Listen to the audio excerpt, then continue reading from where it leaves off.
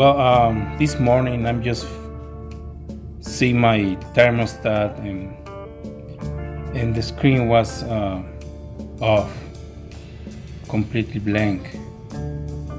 So I'm start searching for a new one, but that's not my way. So I need to try to fix things in order to order a new one or replace it, whatever. So I give him a shot to see if I can find the problem here, checking their connections here in the back, inside.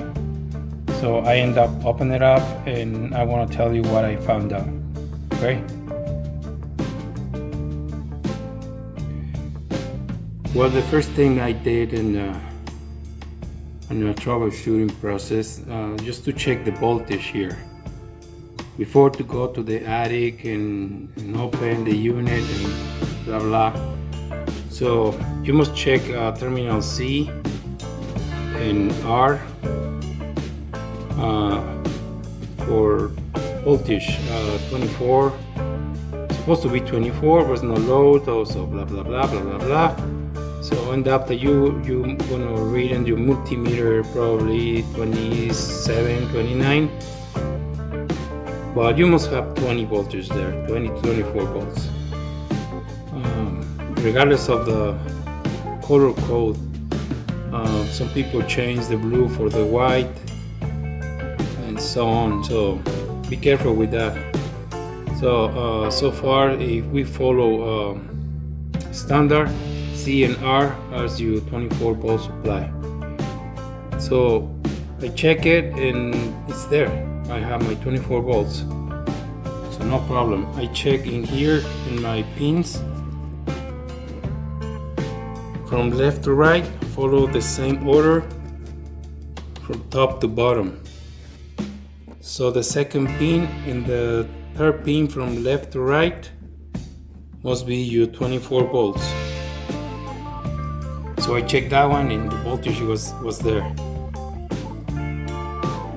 So the other thing is here. I was thinking that probably it's not enough good contact and those pins were, I mean, this is slot where the pins fits in. So I open it up here. A funny thing here is the manufacturers say do not remove the screws. I don't know why not. So I already fixed it, so I want to reimburse the process. So to explain to you what I did and what's the problem. Probably you have the same problem, so hope the information help you to fix this issue, especially now they start getting cold.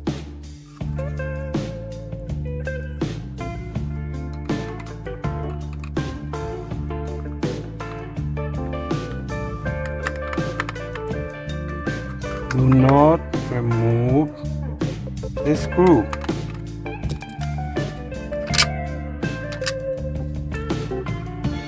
Okay. So as you notice, like I say before, I want to reimburse everything because everything is done. And I decide to make the video the last minute.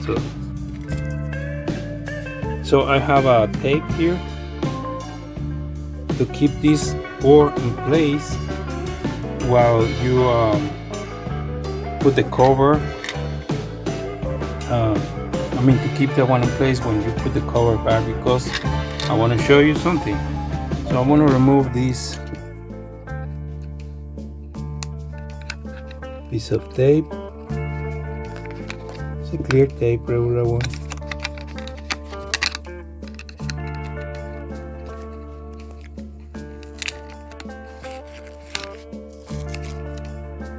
Okay. So now you see here, this is tape 2. So I want to explain to you. So if you leave this one, okay, you see this strip is like a foam probably cardboard connections that connect this. This is the display with the main board here.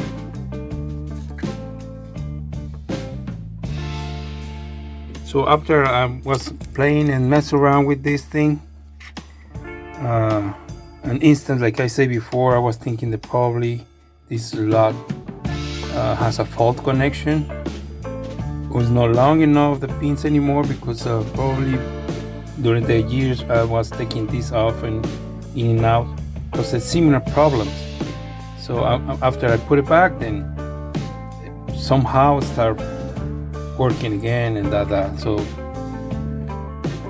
now what I have done with this is clean up all these contacts. Since you open it up, why not? So use a contact cleaner or a little bit of some liquid that is not strong. Alcohol, I'm not really sure,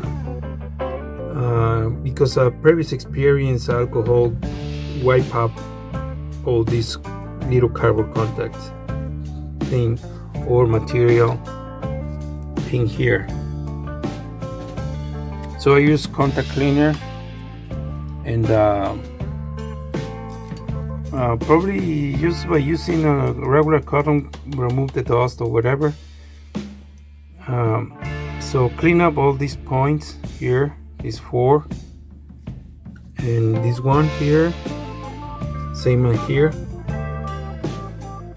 with the cleaner. So you just spray a little bit,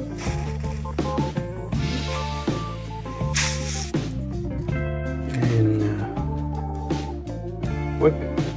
Okay, so I did it already. So the problem that I see is in this strip, this contact with the main board is it wasn't doing a good strength contact in here. So that's why sometimes when I start troubleshooting this, put it in, set the control in auto heat, and somehow the unit start working, but nothing on the display. So that takes me to start thinking that some controls in these boards working save the power for the display or something like that.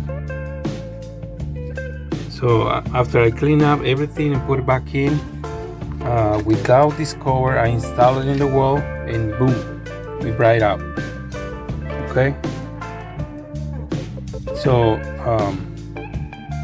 but if I put the screws and assemble everything and put the screws back, somehow the problem come back. So that take me to start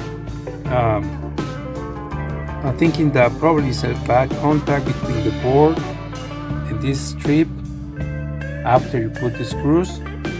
So I decided to increase the gauge or the thickness of this board by adding a small pieces of strip of pieces of this clear tape.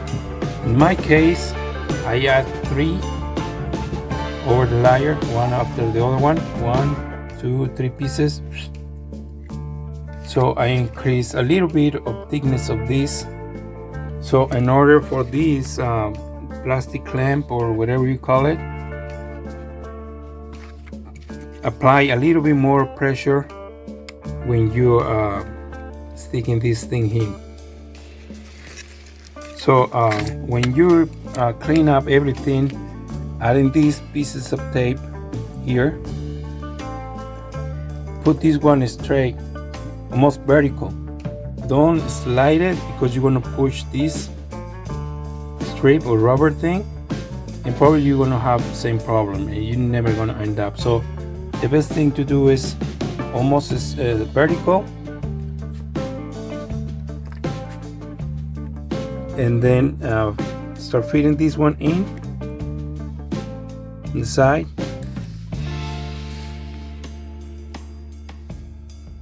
and slide it down.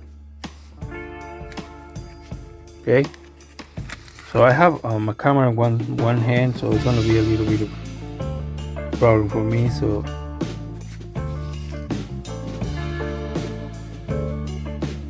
Okay, now it's straight fitting. You have a guide here, slot in the board, so fit that thing. Vertical. After everything is in, you just start pushing down. There. So that's what I did before. I tested without the cover, the back cover. Plug this thing in the wall and it worked. But after I put the cover, it's gone. So I add a piece of tape and stick it in here, this side here, like I showed you before, and stick it in the outside. So that way you have this one in place before to put the cover. Put this one in the wall, connected, and see that works. If that works with the tape and everything, then put the cover without taking the tape off, because I want to keep the contact here on place. Okay. All right. So do this. Put the tape here. Put the cover, screws, and put everything back, and let me know if that solved your problem. All right. Okay, so I put everything back the way it was. Let's see if this thing is still in working conditions. So be careful with the pins before to put this thing on. Make sure the pins are straight. I want to try to show, see if the camera can capture.